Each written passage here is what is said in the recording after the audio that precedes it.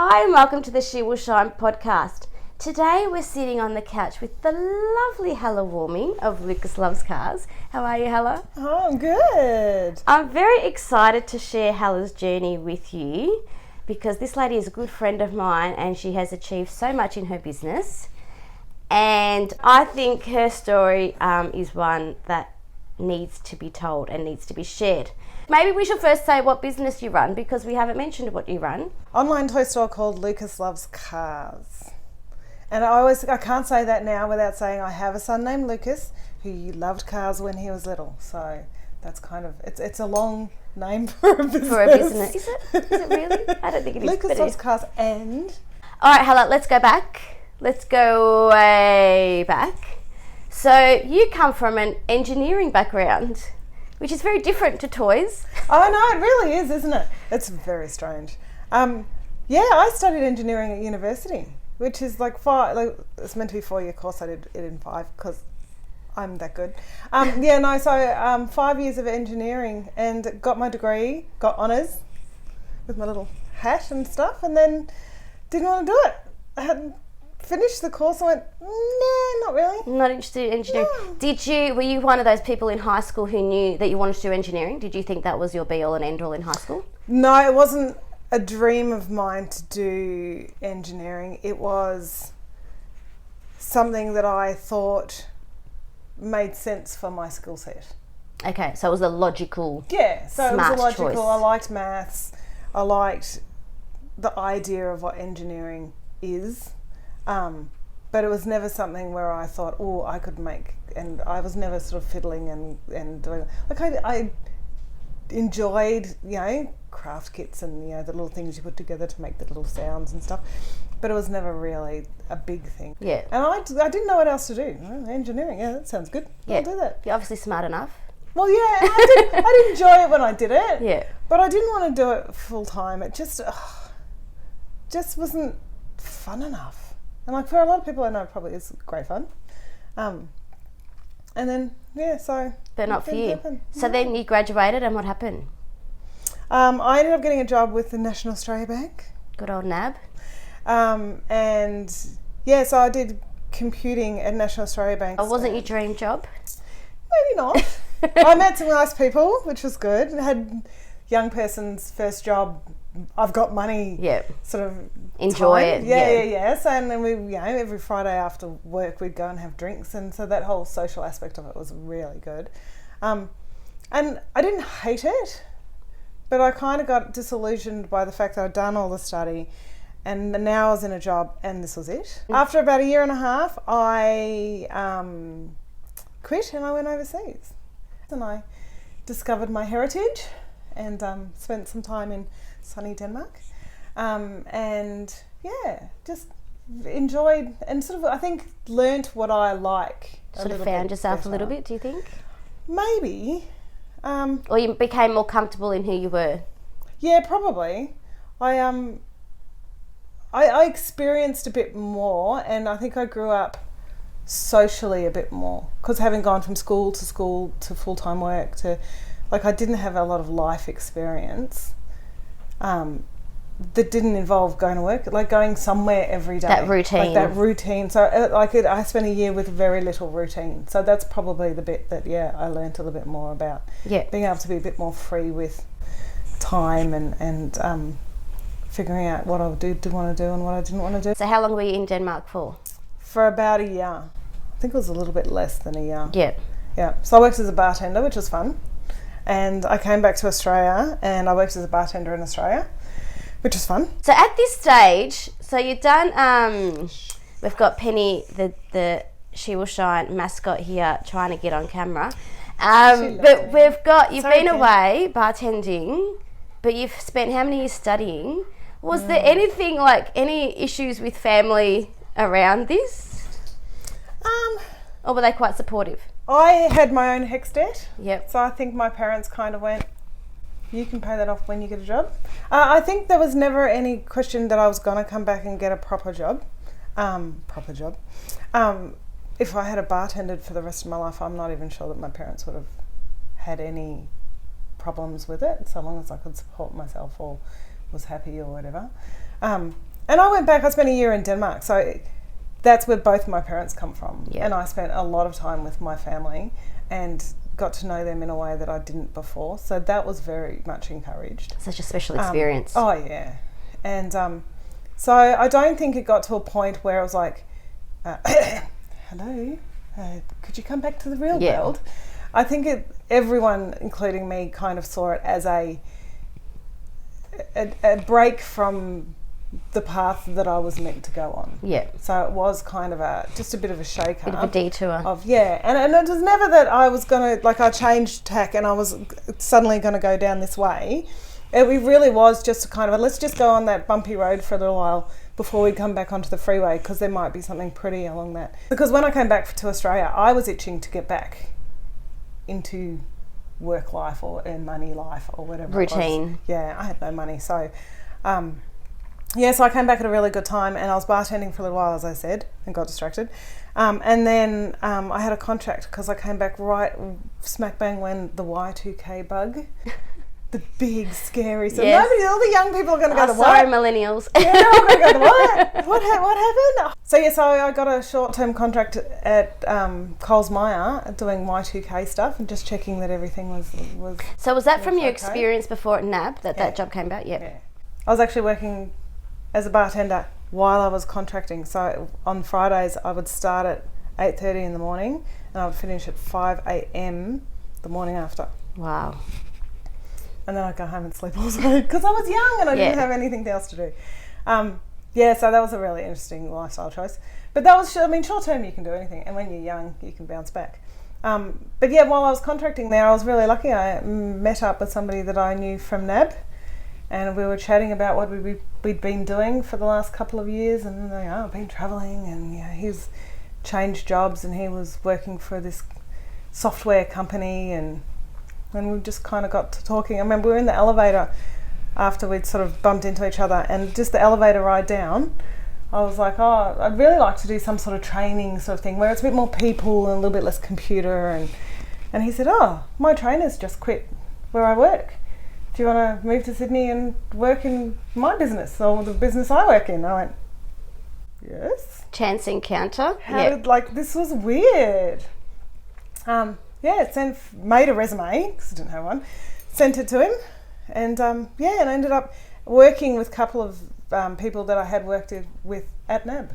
So in Sydney? I moved to Sydney. So how long did you last in Sydney? So in my head, I round it down to a year, I round it up to a year. So everything happens in a year's increment. So I was probably a little bit more, a little bit less, about a year. About a year. Yeah. So everything sort of lasts for about a year, and then I go, I've tried it and I've decided, and I'm moving on. Was it like contract type work, or you just said no? That was an actual job. Yeah. And I was training, which was great. I got to go to Newcastle, and I got to go to Canberra, and I got to go to Melbourne sometimes for work, and I would go into companies and I would train them on how to use the software that we were selling and supporting, and I really liked that part of it. I really grew a lot because I had to be in front of people and spend a full day explaining to them what I knew. So confidence-wise, that would have helped a lot.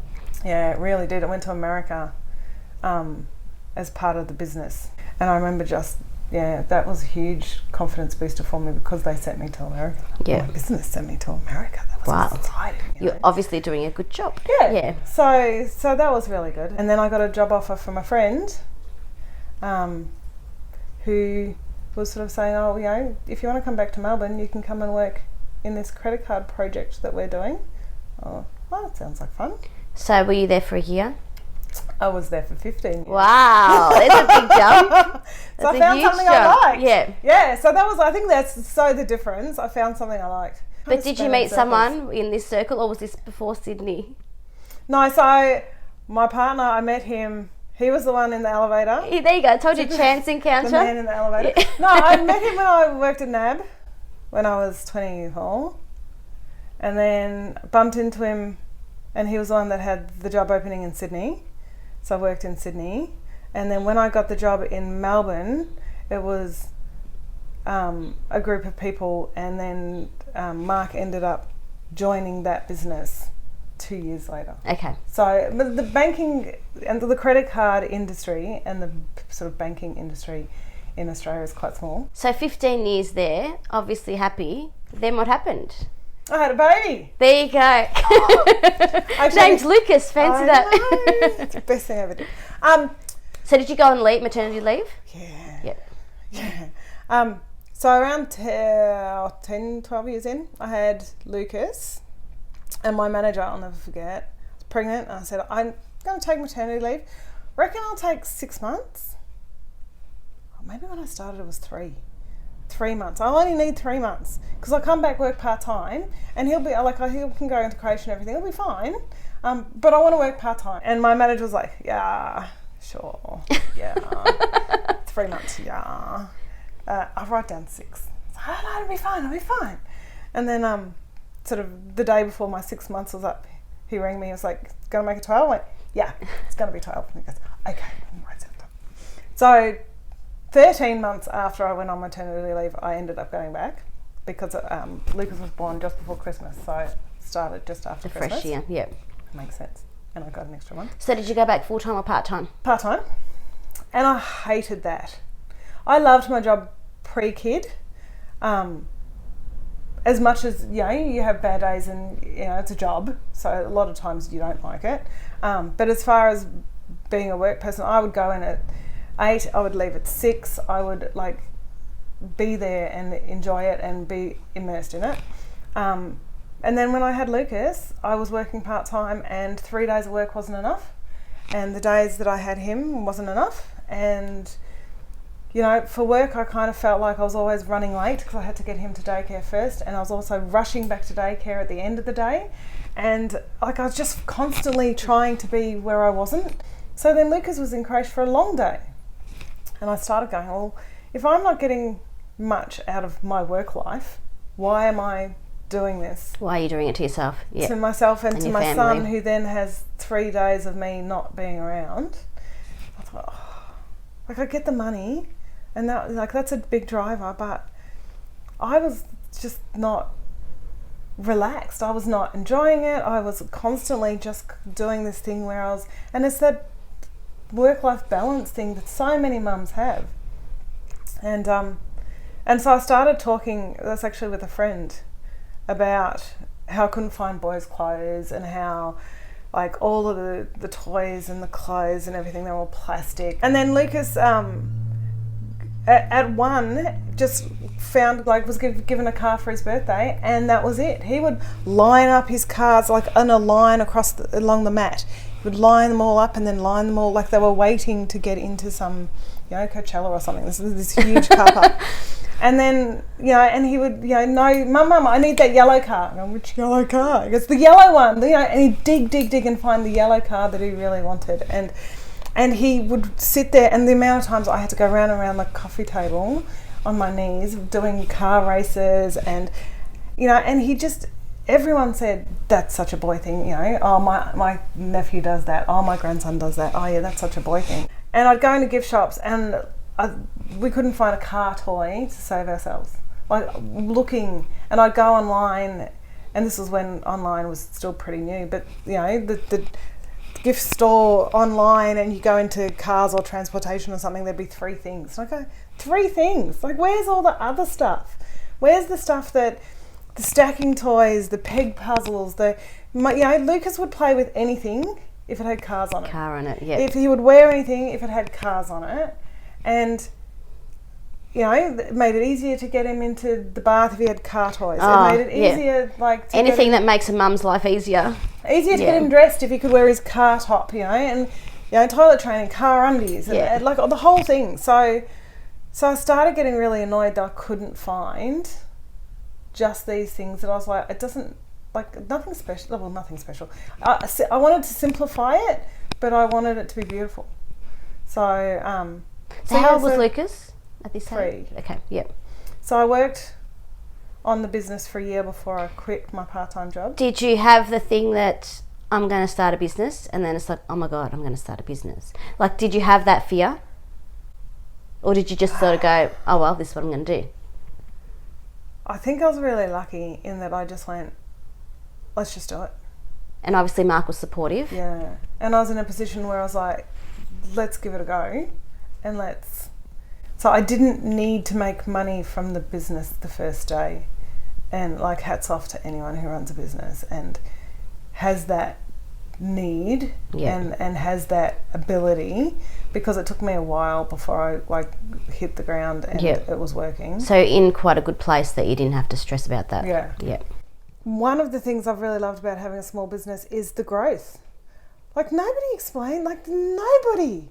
Like it's like when you have a kid and people go, oh yeah, nobody told me about that, but every mum knows that, you know, blah, blah, blah. So you sort of go, oh my God, I'm in the secret club. Nobody ever talks about it. And like when you're in the club, everybody talks about it. Small business, the personal growth has been phenomenal. How funny is it? I used to be one of those people, I think I've mentioned it on the podcast before. I used to go into a bookstore because I've always loved reading.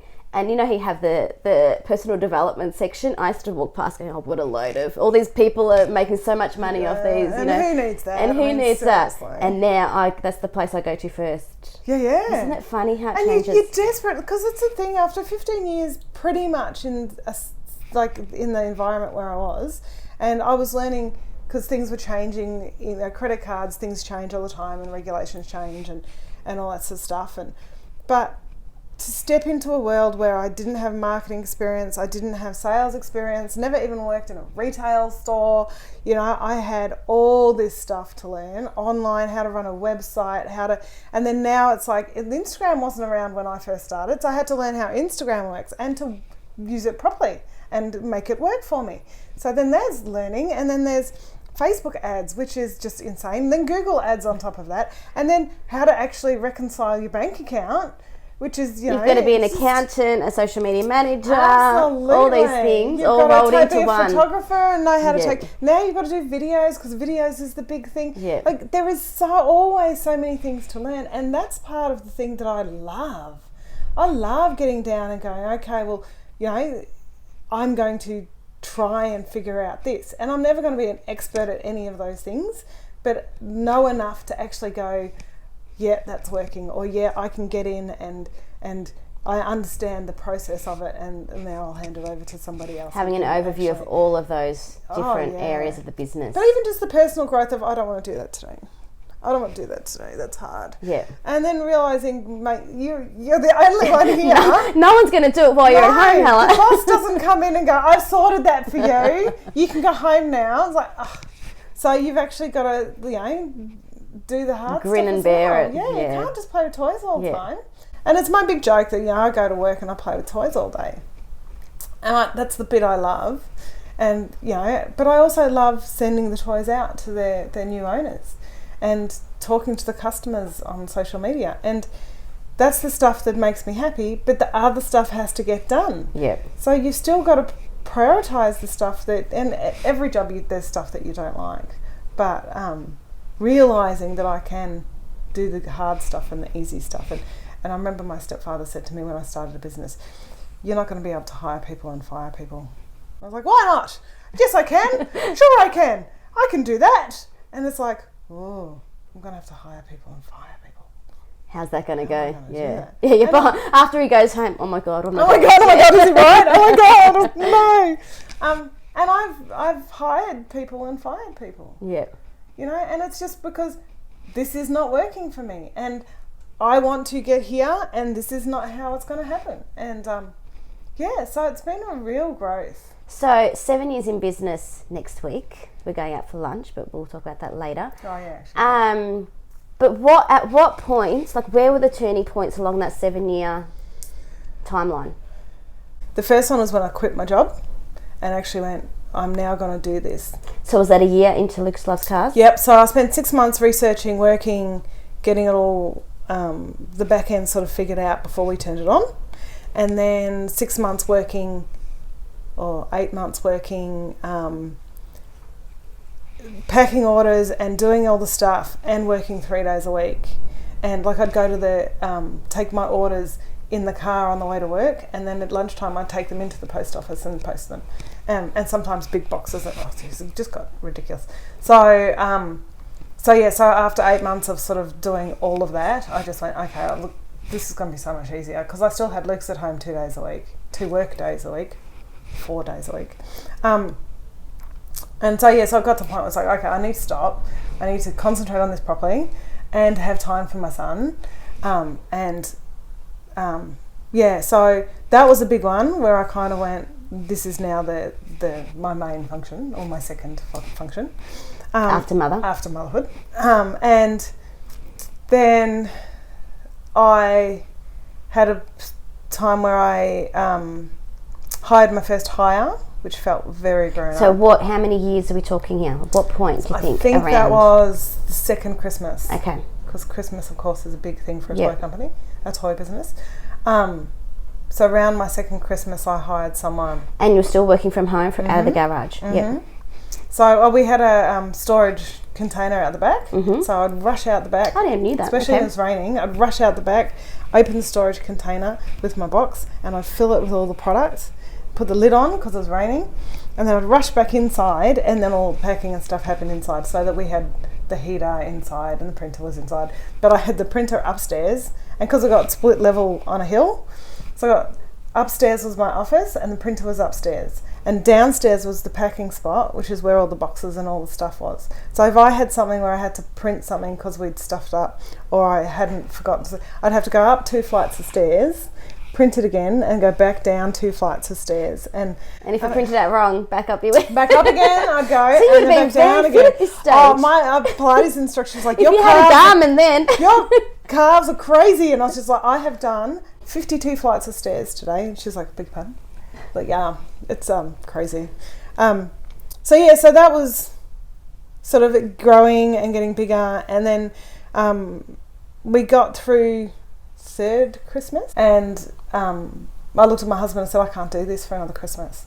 Like, it was the amount of stuff that was sitting at the front door waiting for the couriers please and the Australia Post and the whoever, and I said, I think for our sanity we need to move into a separate, move out of the house, a separate space. Yep. So got a little warehouse. Did you ever think that? Did you ever think when you started, like, did you imagine that your business would be out of the house, or did you always think it would be in the house? No, I always wanted it out of the house. Yes. Yeah. I don't often do the 5-year plan or the 10-year picture, or where do you want to be in X number of years. The big vision, yeah. But I do, I think in my head, have little dreams that sort of direct me to where I am going to end up being, and also the next steps which help me along the way. Like, my next big dream is to have a warehouse with an office space which has got a heater and a carpet and desks and a really lovely dedicated window. office room. Yeah. So at the moment I'm working in the warehouse, which is completely fine. Like, it was a huge change from being at home, because now I'm surrounded by the toys and everything's on the one level and I can see the toys, and if I want to take a photo I just grab it and take a photo. And before it used to be, I have to go out, go get it, and then and then do something else and go get it, and like, when everything's in a storage container, there's no lights. So, how do you find what you're doing? And I'd imagine everything's just stacked up trying to fit in there. And it's just, and it was horrible. So now at least, I've got I've got windows, I've got sunlight, I've got, comfort, I've got huge stacking tables. But this is also your second storage. Warehouse space. Yeah. So we started in a small warehouse space. So third year in around. After office, Christmas. a small warehouse space, I should say. And then at what point did you move into the larger warehouse space? So I spent 2 years there. Yep. And then after Christmas again, I went, okay, this is getting a bit squashed and I need a window, because I had a warehouse space, which was like a storage unit. Yep. So it was literally like no windows, roller door, and that was where I lived. And I spent most of 2 years without sunshine. And then again, it was a sanity thing. And again, I'm really lucky that I can turn around and say, I don't want to work this way, and then decide how my business is going. And it's interesting, because then I move up and then my business has to follow me. So I make the decision to go, I'm going to spend more money on rent because I need a window, and my business has to grow to allow me to do that. So I always move when I feel like I can't afford to move. Yep. But I know that I will need it next time. Yep. you know because what I mean? the continued it's got growth. because the second half of our year is so much bigger than the first. I quite like to take the step and then fill in like where I've gone to. Yeah. And I kind of, I don't know whether it's naive, it probably is naive, that I just kind of go, okay, I'll take the next step and we'll see what happens. And but they're also not, you're not taking the next step and having... I'm not buying the Taj Mahal and moving in there and just going, this is lovely. You're not doing ridiculous. It's very strategic risk as opposed to just, I want this kind of risk. No. Yeah. And I mean, I've been dreaming about having the office upstairs and the heating and the things. Do you really want stairs again? I really do, actually. I want to look down over my world. But I've been dreaming of that warehouse for a while now. And I'm not there yet. And when I get there, I'll be ready for it.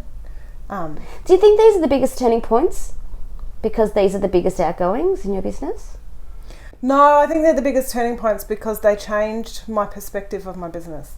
So when I had a warehouse in my own warehouse, everything was in one spot. And everyone said, how did you fit all this in your house? It's like, we crammed it in. Yeah. And it was like when you have a study in your bedroom and you've got one little table and you put it in the corner and you're just doing some work when you can because you don't want to annoy anyone else and all that sort of stuff. And then you get yourself a room which is a proper study, and you know you can have your computer set up and your pictures and stuff, and you can walk in there whenever you want and it's just there.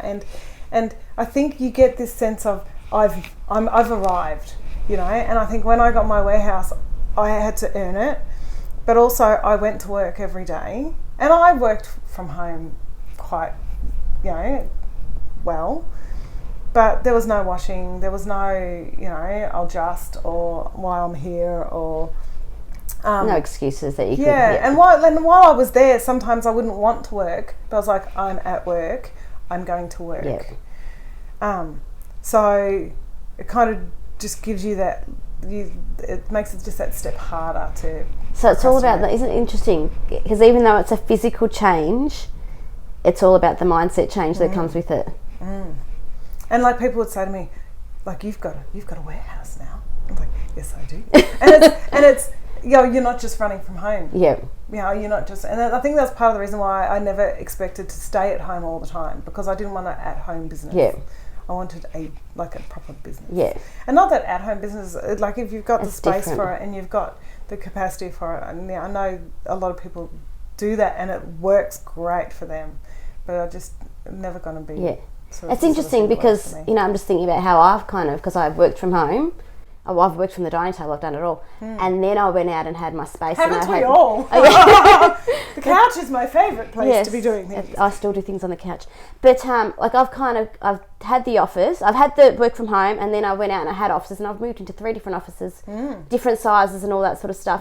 But then we're now in the she shed here, which is in my backyard at home. But this is my own private little sanctuary. Kids aren't allowed in here. Oh, really?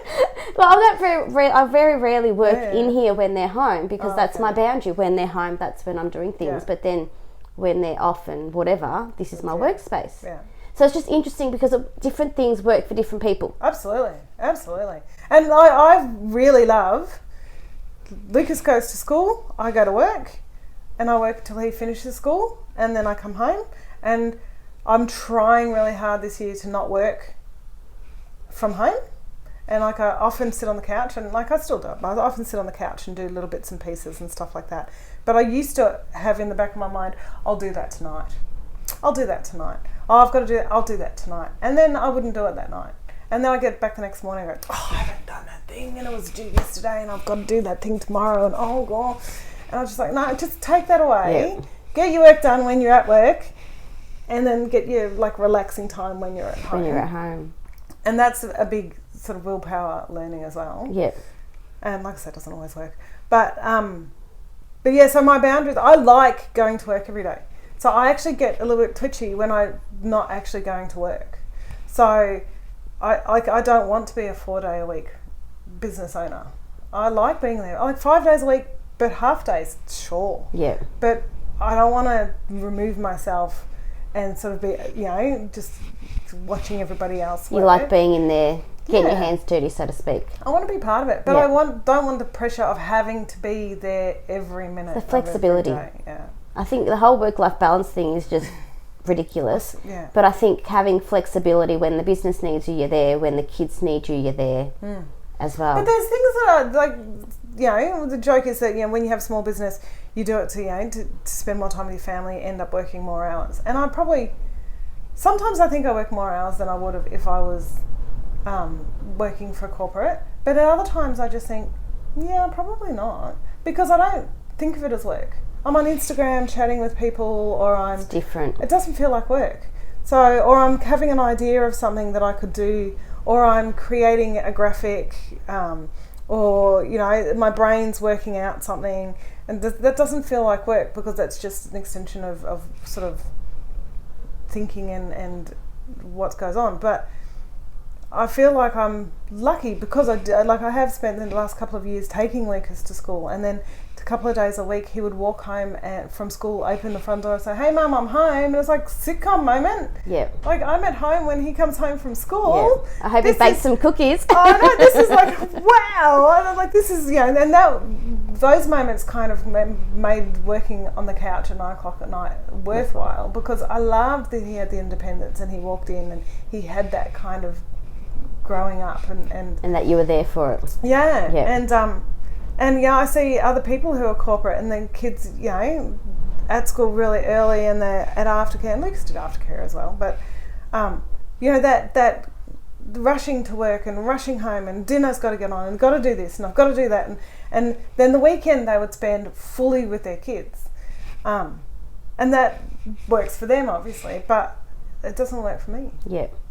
So I feel like I'm really lucky that I've got the freedoms in the things that I want, and the extra work that I'm doing. But you say lucky, but you have worked to make that happen. There is no such thing as luck. That's correct. That's why I had to throw that in there. My mum owned her own business, Yeah. and she always used to say to me, I hate it when people say, "Gee, you're lucky. Look at the house. Gee, you're lucky." She's like, excuse me, I work 12-hour days, 7 days a week. You know, I sacrificed and I worked hard to get what I've got. It ain't lucky. And so, yeah, we have to remind ourselves. No, it's a word.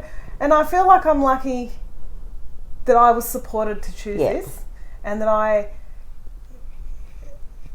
feel lucky that I have the customers that I have, and that they have found me, and that it's worked. And yes, I've had to work for it, and yes, there's a lot of learning and, you know, and failing and changing and restarting and growing and all that sort of stuff that goes into it. So it's not just, oh look, I've got a website and bang, you know, 6 million people have bought stuff. I'm not going to tell anyone about it, but hey, look at all these people that have suddenly. Kim Kardashian hasn't just, you know, done a little a little snippet for me, and then I've just gone viral.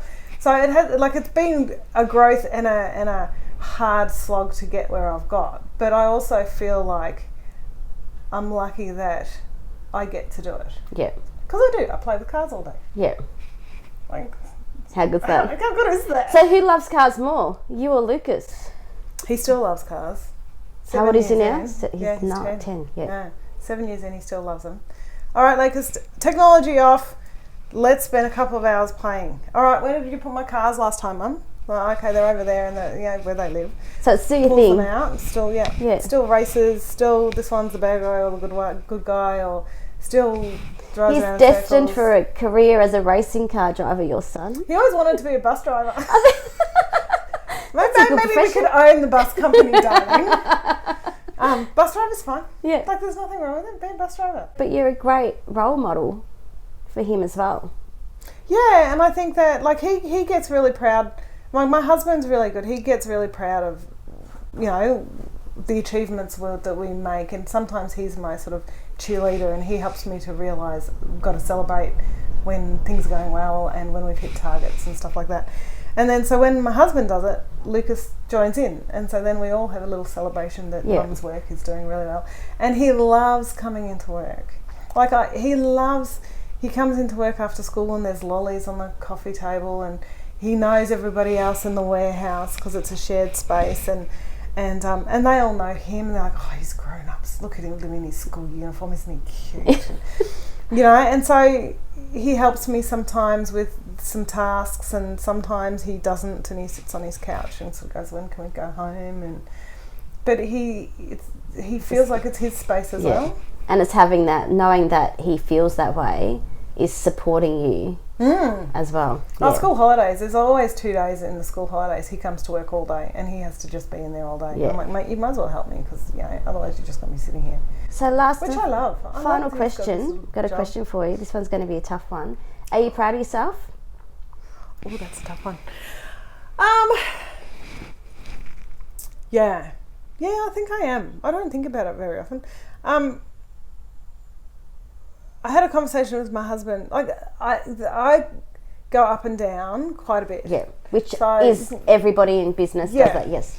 So, you have a bad couple of days and things go wrong and you've had to do some horrible things and it kind of hits you, and then, the sun shines and then everything's happy and you feel like life is good and you realise there's all these good things about it.